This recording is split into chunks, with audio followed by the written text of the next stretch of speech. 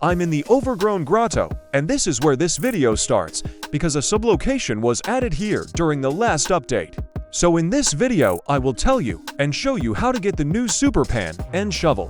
So I guarantee it will be interesting. After moving from the grotto to Deeproot Spring, head up to the same spot where you got the life-touched pan. If you haven't cut down all the vines yet, you need to complete this quest first. You won't get here without it. Here you will see a crafting table like this. To the right of the table will be a merchant and another NPC who will tell you some information about crafting and what awaits you next. In fact, the new location is to the left of me, deep down, and there is no light there, without which you simply cannot survive. Therefore, on that table you need to craft a lantern pit using a firefly stone. One firefly stone gives one firefly flare, so try to get as many of them as possible because you will definitely need them. You will see everything soon. This is what this firefly flare looks like. I will say right away that it doesn't matter what modification or weight the mineral is, you will always get firefly flare of the same quality. After diving into this abyss, everything around was dark and it was difficult to see anything. To my right is an indicator that indicates my ability to see there. It is precisely in order to see here that you need the firefly flare. Just throw it on the ground and you will be able to safely stay here within a certain radius of it for 10 minutes and will be able to not only see, but also extract minerals. After examining this dungeon, I saw in one of its parts a passage that can only be opened if 25,000 minerals are obtained here in the abyss. We had a similar task during the Void event where we could get a galactic pan and a shovel. At that point, everything was simple. I dug and dug. With my shovel and pan, I could fill my inventory to 3 times in 10 minutes. With an inventory capacity of 1,000 items, the math is simple. I had to fill the inventory 25 times. It doesn't seem difficult, but it still takes a lot of time. Since this is a new location, it makes sense that there are a few new minerals here. Here's one of them, and there's also a new exotic, the name of which I don't know yet, but you'll definitely see it later in this video.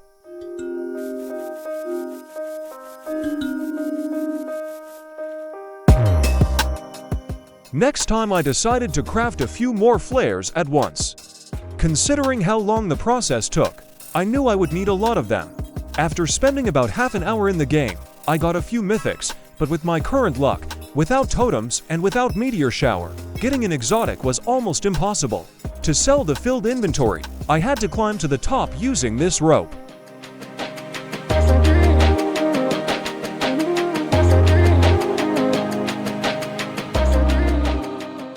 By the way, not far from the crafting table you will find a ladder, with which you can now quickly get to the grotto and not go around everything in circles as shown at the beginning of the video. I decided to check if it was possible to install a sluice in the new Abyssal location. Logically, if it can be placed in Deeproot Spring, then it can be placed there too, although it has standing water rather than flowing water.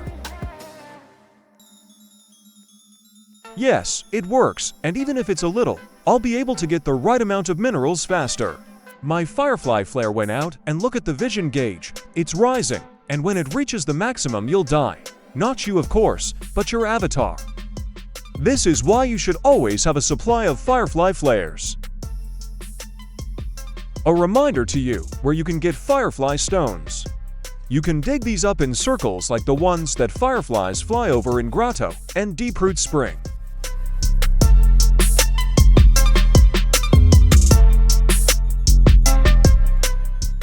By the way, an interesting fact, at the beginning of the video I was playing on my private server, but now I'm on the public one, and there's no merchant near the entrance to Abyss. It's strange, because he was there on the private one. Another point, you can dig near the firefly flare that another player threw. Agree, it's cool. That's the end of the boring theoretical part for me, and I finally got 25,000 minerals. I'm really excited about what the new pan and shovel will be like. I immediately decided to check what was there, although frankly I wasn't prepared for it, because a labyrinth of darkness awaited me further on, and I only had one firefly flare with me. But that's what these videos are for, so you don't repeat my mistakes. I just thought I'd come right in and get some new stuff.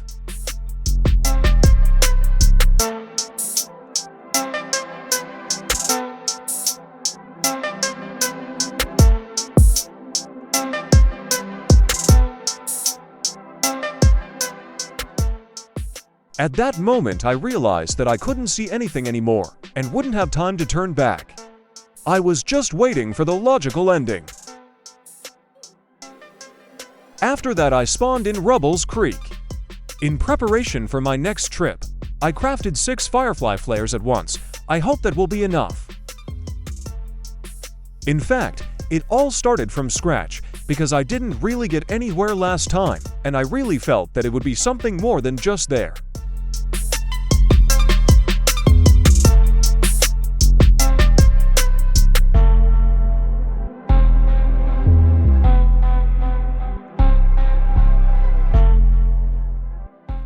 This time I reached the fork and immediately threw the first flare there.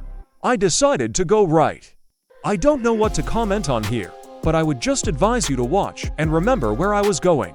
I'll add one thing, it's really hard to get lost here, and I sometimes went back to get my vision indicator back to normal.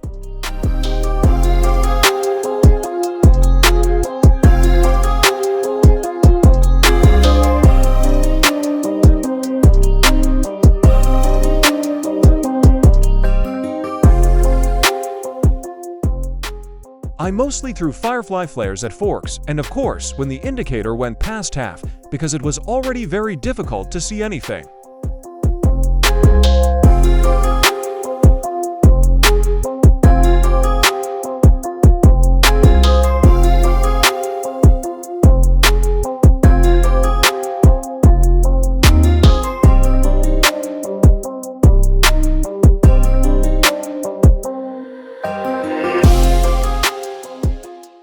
Finally, I got somewhere, and then I saw a skeleton.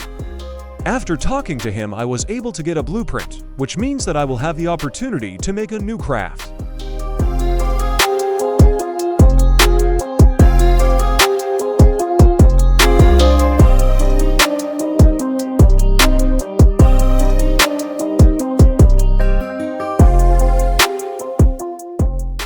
On my way back, I stopped at the flares I had thrown earlier to restore the indicator and moved on. Then at one of the forks I went left, not right when I found the skeleton.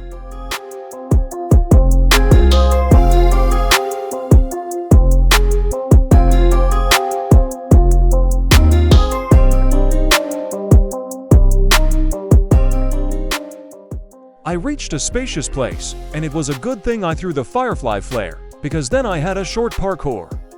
By the way, if you fall, you will spawn again in Rubble's Creek. These are the realities, but no one said it would be easy.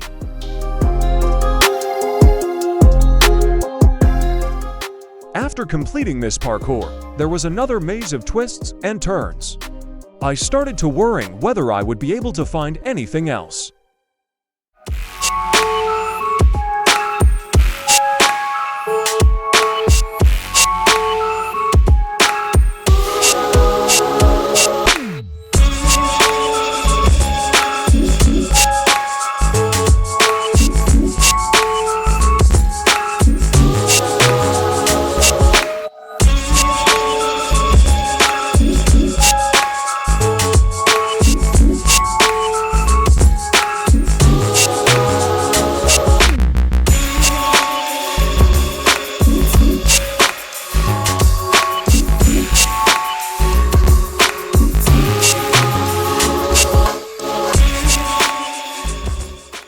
Finally, around the second or third turn, I saw a purple light on the ground.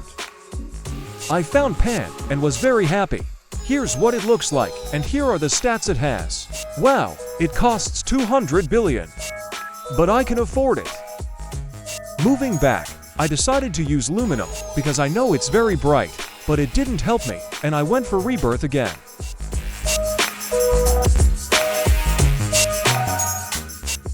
Knowing that there was still a shovel waiting for me somewhere out there, I crafted 13 firefly flares and set off again in search. This time, at the first fork, I turned left. It wasn't any easier here, but I wasn't as worried as I was last time because I had a good supply of flares. So just look where I went and how I got a new shovel.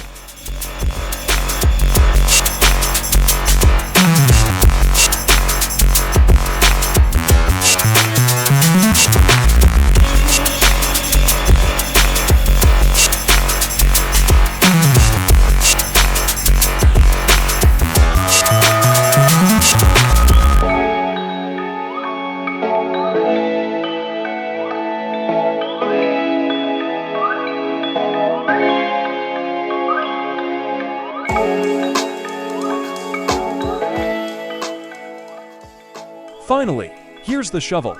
It also cost a whopping 200 billion, but of course, I bought it too. It also looks cool, just like the pan.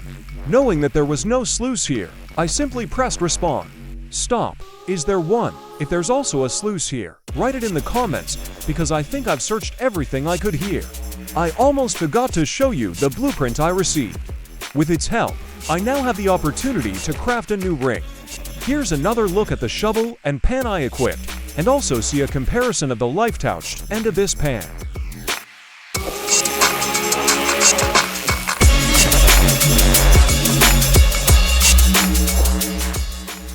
Agree, it looks very nice.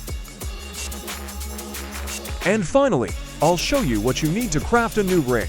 The crafting cost is 400 million, so this is probably the best ring right now. Here are the stats this item gives, as well as a look at the minerals required to craft it. Unfortunately, I didn't get the new exotic, but it was only the first day after the update, so I'll keep trying. This is such a cool update in my opinion. What do you think about it? Good luck and stay tuned for new videos.